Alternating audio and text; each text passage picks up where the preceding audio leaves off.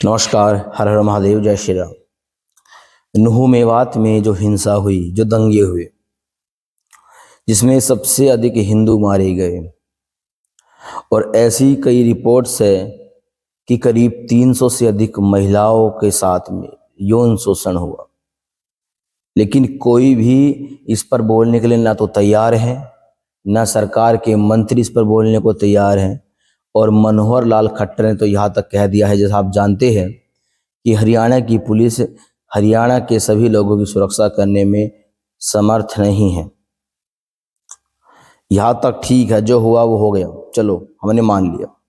लेकिन सबसे शर्म की बात यह है कि जिस दंगों में दोनों कम्युनिटी के लोग मारे गए, हालांकि हानि सबसे अधिक हिंदुओं की हुई है, वो सभी जानते हैं, लेकिन मनोहर लाल की सरकार के द्वारा, मनोहर लाल खट्टर के सरकार के द्वारा नुह मेवात हिंसा में जितने भी मुस्लिम परिवार मारे गए हैं, सभी को 10 लाख रुपए पर फैमिली देने का ऐलान हुआ है, जिसमें 16 साल के जुनेद खान का नाम सबसे ऊपर आया है कि उसके परिवार को 10 लाख रुपए दिए जाएंगे।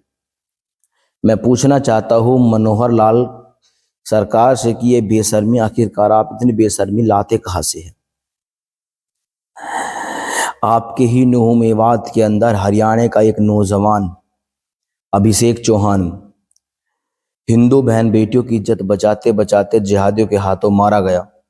उसका कहीं भी जिगर नहीं है। सोशल मीडिया पर ट्विटर पर, फेसबुक पर, इंस्टाग्राम पर, जहां भी आप जाए, अभिषेक का नाम चल रहा है, लेकिन सरकार उसका नाम लेना तो छोड़ दीजिए, उसको सहायता करना तो छोड़ दीजिए, उसके बारे में सोच तक भी नहीं रही है।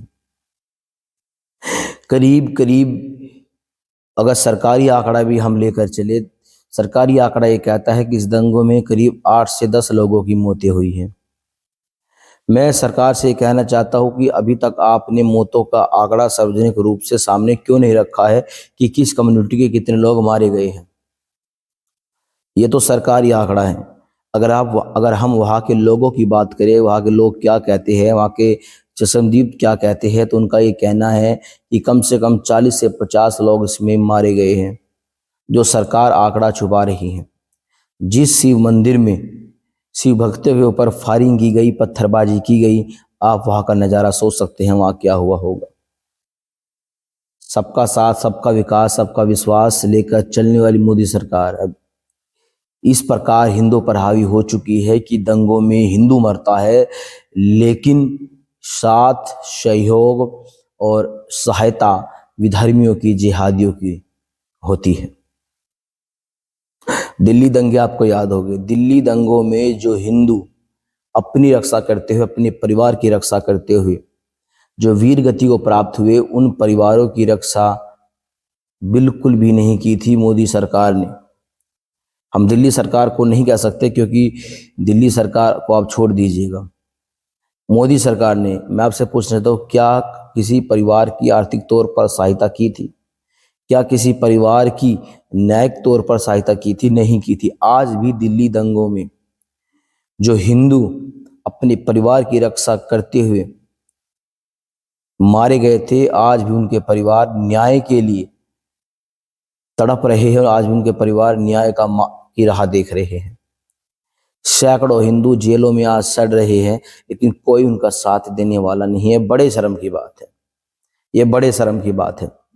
दिल्ली दंगों को मैंने बड़े करीब से देखा है, और मैं जानता हूं कि कम से कम 100 से ज़्यादा हिंदू आज जेलों में दिल्ली दंगों के आरोपी बनाकर सड़ा दिए गए हैं। नुह मेवात के अंदर बुलडोजर को लेकर एक पूरा ड्रामा रचा गया कि बुलडोजर से मुसलमानों के घरों को गिराया जा रहा है, लेकिन सच्चाई ये है कि अगर 4 मुसलमानों के घरों को तोड़ा गया तो 6 हिंदुओं के घरों पर बुलडोजर भी चलाया गया। इस पर कोई बोलने को तैयार नहीं है। मैं मनोहर लाल खट्टर सरकार से कहना चाहता हूं, आप हरियाणा के अंदर नुह मेवात में हुए दंगों में जो मुसलमान मारे गए हैं, अगर आप उनको मुआवजा दे रहे हैं, तो अगर आपके अंदर थोड़ी सी भी शर्म बची है, तो आप उन हिंदुओं को भी देख लीजिए जो अपने घर का अकेला लाल था, अभिषेक चौहान, या और भी हिंदू जो वहाँ पर मारे गए हैं, लेकिन आप नहीं देखेंगे, क्योंकि आपको तुष्टिकरण, तृप्तिकरण, संतुष्टिकरण का जो चरण है आपको वो आगे लेकर जाना है, क्योंकि आपके साहब आपको इसकी इजाज़त नहीं देते हैं, क्योंकि आपके साहब इसको आपको ये इजाज़त नहीं देते हैं कि आप हिंदुओं का कुछ, क्योंकि आप हिंदुओं के कुछ काम आ सके। और मैं कहना चाहता हूँ सनातनी हिंदुओं से, अपनी हिंदू बहनों से, अपने हिंदू भाइयों से, अभी ये मात्र एक शुरुआत है। आप आगे आगे देखिए क्या होगा। अभी 2023 चल रहा है, 2024 आएगा, 2029 आएगा, और 2034 आते आते आपको यहाँ पर सत्ता का परिवर्तन इस प्रकार से देखने को मिलेगा कि अगर सत्ता में ये लोग भी बैठे रहे तो ये लोग पूर्ण रूप से, अंदरूनी रूप से पूरी तरह इस्लामिक हो चुके होंगे। हालांकि वो आज भी हो चुके हैं, लेकिन अभी भी उसमें थोड़ी सी गुंजाइश है। हमारे गुरुदेव महामंडलेश्वर यति नरसिंहानंद गिरी महाराज जी ये बोलते हैं कि ये देश 2029 और अगर भगवान का ज़्यादा ही भला रहा तो 2034 तक इस्लामिक रूप से, पूर्ण इस्लामिक रूप से यहाँ का पहला प्रधानमंत्री इस्लामिक होगा। पटना के अंदर पीएफआई का एक मॉडल पकड़ा गया था, जिसमें इस बात का खुलासा हुआ था कि पीएफआई का पूरा प्लान है कि 2047 तक भारत को कैसे इस्लामिक राष्ट्र बनाया जाए। इस देश को इस्लामिक राष्ट्र आप तब बना सकते हैं, तब कामयाब हो सकते हैं, जब आप यहाँ के सत्ता नेताओं पर अपना वर्चस्व इस प्रकार से हावी कर दे कि वे केवल आप ही आपको देखें। और आज वो हो रहा है। आज दंगों में मरता हिंदू है, लेकिन यहाँ के नेताओं को, यहाँ के न्याय को, यहाँ के प्रशासन को केवल हिंदू ही दोषी नज़र आता है। और दूसरा जो कम्युनिटी है, जो जिसको जिहादी बोलते हैं, जिसको मलिच बोलते हैं, उसको वो केवल शोषित लगता है कि शोषण केवल उसका हुआ है। बड़े शर्म की बात है, जिन लोगों ने 2014 में तत्कालीन सरकार, मोदी सरकार को वोट देकर सत्ता की ये मलाई चटाई है, उन हिंदुओं के साथ आज दोहरे दर्जे का व्यवहार किया जा रहा है। और ये अगर आपको मैं बताऊं, हिंदुओं के साथ ये बिल्कुल सही भी हो रहा है, क्योंकि नुहू मेवात के दंगे हो गए। आज भी हम जातियों में बटे हुए हैं। मैं यूट्यूब पर आज वीडियो देख रहा हूँ, मैं करीब पिछले 4-5 दिनों से यूट्यूब पर केवल ये देख रहा हूँ कि नुहू मेवात के हुए दंगों में हम जातियों में पूरी तरह से बढ़ चुके हैं। कोई चौहान बन चुका है, कोई जाट बन चुका है, कोई ब्राह्मण बन चुका है, कोई गुजर बन चुका है। आज भी हम नुहू मेवात के दंगों के बाद हिंदू नहीं बने हैं। नुहू मेवात के अंदर जो गाड़ियाँ फूकी गई, जिन गाड़ियों के ढेर लगा दिए गए फूककर, आप उनमें से अपनी एक गाड़ी निकाल कर ये बता दीजिएगा कि गाड़ी जाट की है, गाड़ी ब्राह्मण की है, गाड़ी क्षत्रिय की है, गाड़ी शूद्र की है। आप नहीं बता पाएंगे, आप नहीं बता पाएंगे। अभी भी समय है, आप सुधर जाए, अभी भी समय है, आप संभल जाइएगा, वरना आपके पास मुश्किल से मुश्किल 10 से 15 या 15 भी नहीं, आपकी मुश्किल से आपके पास मुश्किल से 11 से 12 वर्ष आपके पास बचे हुए हैं। इस मुल्क को, इस देश को, इस भारत को आप जितना बचा सकते हैं बचा लीजिए। जातिवाद आप 10 साल बाद, 20 साल बाद भी आप कर सकते हैं। दूसरे कम्युनिटी के लोग कभी भी खुद को जातियों में, अगर आप उनसे पूछेंगे कि आप कौन हैं, तो वे बोलेंगे हम मुसलमान हैं। वे कभी भी अपनी जाति को सर्वोच्च नहीं रखते, वे अपने मजहब को सर्वोच्च रखता है। और हिंदू इसलिए मारा जाता है क्योंकि वो अपनी जाति को सर्वोच्च रखता है। वो कहता है मैं ब्राह्मण हूं, मैं जाट हूं। और अगर मैं कहूँ तो हिंदू के साथ ये सही भी हो रहा है। पिछले 1000 सालों से चाहे मोहम्मद गौरी इस देश में आया हो या गजनी इस देश में आया हो, हमारे राजाओं ने सिर्फ जातियों के नाम पर एक दूसरे का साथ नहीं दिया। क्षत्रिय राजा शूद्र राजा का साथ नहीं देता था, ब्राह्मण राजा क्षत्रिय राजा का साथ नहीं देता था। मारा कौन जाता था? मारा आम हिंदू उस वक्त भी मारा जाता था, और आम हिंदू इस वक्त भी मारा जा रहा है। आप इसको इस प्रकार से समझ सकते हैं। मानकर चलिए छत्रपति, आप ये मानकर चलिए कि एक क्षत्रिय राजा और उसकी प्रजा में शूद्र भी है, ब्राह्मण भी है, क्षत्रिय भी है और वैश्य भी है, और उस पर एक मुस्लिम शासक उस पर आक्रमण करता है, और वो राजा ब्राह्मण राजा से वो शरण मांगता है, लेकिन वो मदद करने से मना कर देता है। राजा अपनी संपत्ति को लेकर या तो आत्मसमर्पण कर देता है या मारा जाता है। उसके बाद वहाँ की आम जनता का क्या होता है, या तो वे इस्लाम में कन्वर्ट कर दिए जाते हैं या वे लड़ते हुए मारे जाते हैं। हिंदू पिछले 1000 सालों से 1400 सालों से सिर्फ मारा जा रहा है, उसके अलावा कुछ नहीं कर रहा है। हिंदू पहले भी मारा जा रहा था, हिंदू आज भी मारा जा रहा है। इसका कारण ये है कि हमने केवल सत्ताओं को ही सबसे सर्वोच्च रखा है, हमने केवल सत्ताओं को सबसे ऊपर रखा है। हमें सत्ता गुलामी से ऊपर उठकर हमको धर्म की गुलामी करनी चाहिए। जिस दिन हिंदू धर्म की गुलामी करना शुरू कर देगा, हमें किसी नेताओं की गुलामी करना रास नहीं आएगा। और यही मलिच करते हैं कि वे केवल मजहब की गुलामी करते हैं, वे अपने उसकी गुलामी करते हैं जिसको वे मानते हैं। हिंदू पैसे की गुलामी करता है, हिंदू सत्ता की गुलामी करता है, और हिंदू किसी की गुलामी नहीं करता। एक भाई दूसरे भाई को सिर्फ इसलिए मार देता है क्योंकि प्रॉपर्टी का मामला होता है, पैसे का मामला होता है। वही हिंदू उस मलिच से अपने भाई की हत्या का बदला नहीं ले सकता, और वही हिंदू प्रॉपर्टी के लिए अपने भाई को मार देता है। कहने को तो मैं हजारों बात यहां पर बोल सकता हूं, लेकिन शर्म आती है बोलते हुए, समझाते हुए। हम कर क्या सकते हैं? हम भी सिर्फ बोल सकते हैं, और बोलने के अलावा हम कुछ भी नहीं कर सकते।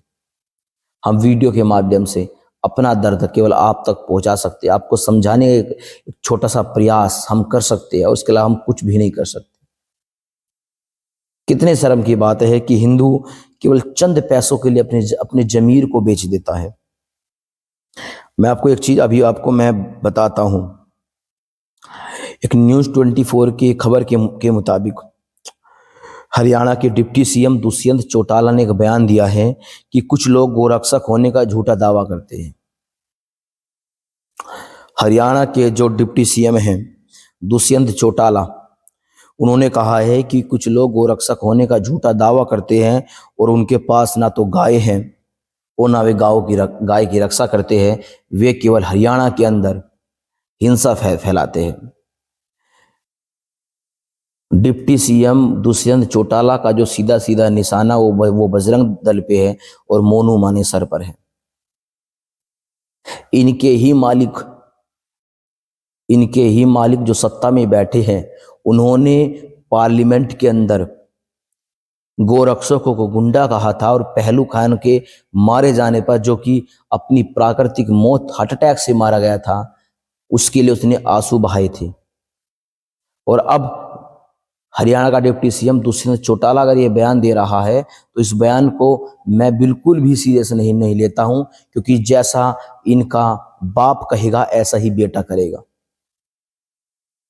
अब हरियाणा के लोगों को, भारत के हिंदुओं को ये समझ लेना चाहिए कि सत्ता कहाँ तक जिहादियों के हाथों बिक चुकी है, और आप कहाँ आज बैठे हुए हैं। अगर आप आज भी नहीं संभले, अगर आप आज भी नहीं जागे, तो आप कभी नहीं जाग पाएंगे। आज भी हमारे पास 11 साल 10 साल है। 2032 तक इस देश में अगर हिंदू संभल गया, अगर हिंदू ने सत्ता पर अपना कब्जा हासिल कर लिया, वो कहीं नहीं जा सकता। फिर अब कुछ लोग यहाँ पर कमेंट ये करेंगे कि हिंदू तो सत्ता पर अभी भी है।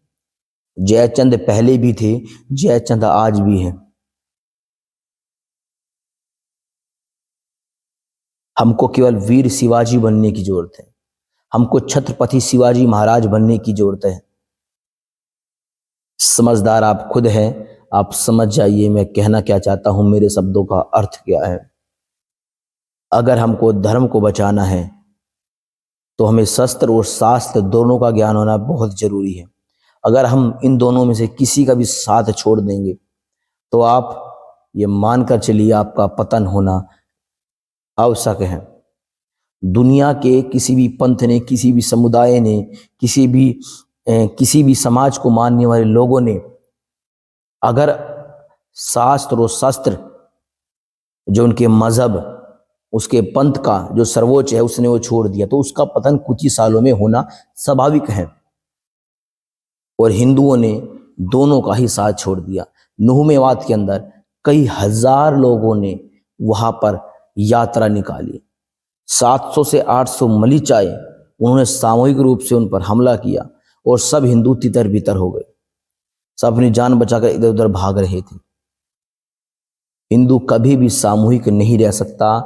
जिस प्रकार से भेड़ों की एक भीड़ होती है, अगर मानकर चलिए 10,000 भेड़ों की भीड़ होती है, एक शेर आता है, भीड़ तितर बितर हो जाती है और शेर आसानी से किसी का भी शिकार कर सकता है। ये हिंदुओं के साथ हो रहा है। हिंदुओं को गीदड़ बनना पड़ेगा, हिंदुओं को बनना पड़ेगा, क्योंकि आप ये मानकर चलिएगा, अगर आप एक गीदड़ के बच्चे को उठा लेते हैं, उसको मार देते हैं, तो आपको गीदड़ कहीं भी ढूंढ कर आपको मार सकता है, आपको खत्म कर ही देगा। समझदार आप खुद है, आप समझ जाइए मेरा कहने का मतलब क्या है। आप भेड़िया बनिए, भेड़िया जो हमेशा झुंड में रहना पसंद करता है, और आप भेड़ियों के झुंड पर कभी भी हमला नहीं कर सकते, क्योंकि भेड़िया एक तो झुंड में रहता है और दूसरा वो अपने शत्रु से बदला जरूर लेता है, कभी भूलता नहीं है। आप भेड़िया के बच्चे को कभी उठाकर उसको या तो मार दीजिए या आप उसको केवल उठा लीजिए, आपको खुद पता चल जाएगा कि वो आपके साथ क्या करेगा। बस यही बात मैं आपके साथ करना चाहता था और मैं कुछ नहीं करना चाहता। तो सभी भाइयों को राम राम, सभी को हर हर महादेव, सभी को जय श्री राम, वंदे मातरम।